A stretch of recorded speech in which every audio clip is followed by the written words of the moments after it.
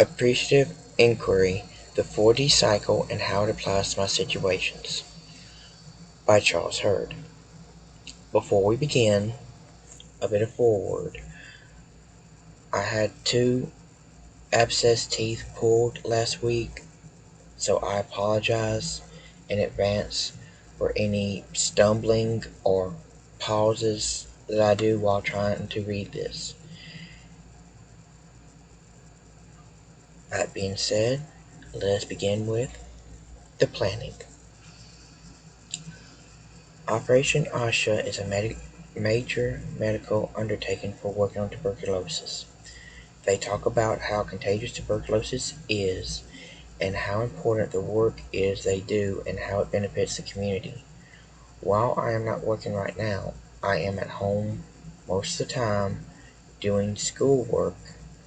The planning involved talking to my wife about things we can do together as a unit as we head into our 8-year wedding anniversary in October.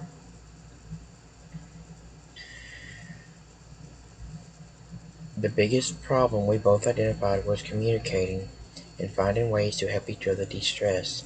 This is what we talked about and worked on for the 4D experiment diagram. This was the action plan we took, was us talking and figuring things out.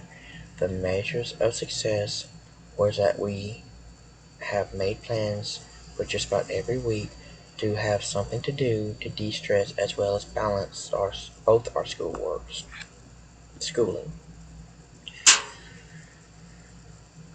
Our measures for success are our grades and us being able to find some semblance of relaxing, although we both joke that we really don't know what that word means. With planning done, we will now move to execution. We took things one step at a time and sat down and discussed things together and communicated both our needs. We followed the steps to show how we appreciate each other and what we were both doing together already as a unit. The biggest surprise was that we both wanted more outdoor things to do than anything, as long as the heat was not too bad and didn't make us too sick as we live in the South. What we used to measure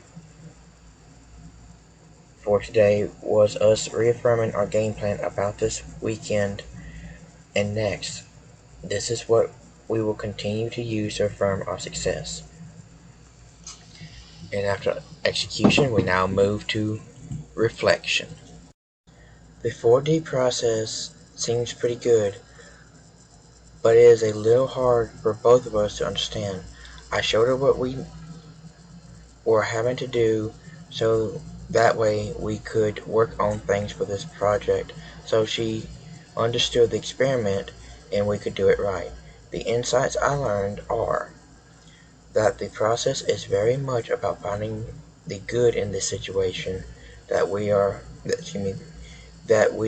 working on, at least from the notes, and also learn that the 4D process takes time and understanding to be able to implement it correctly.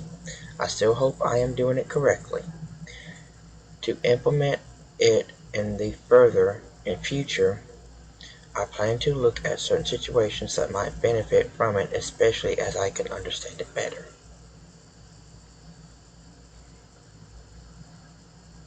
In closing, thank you for taking time to watch my presentation, and all of you have a very blessed day.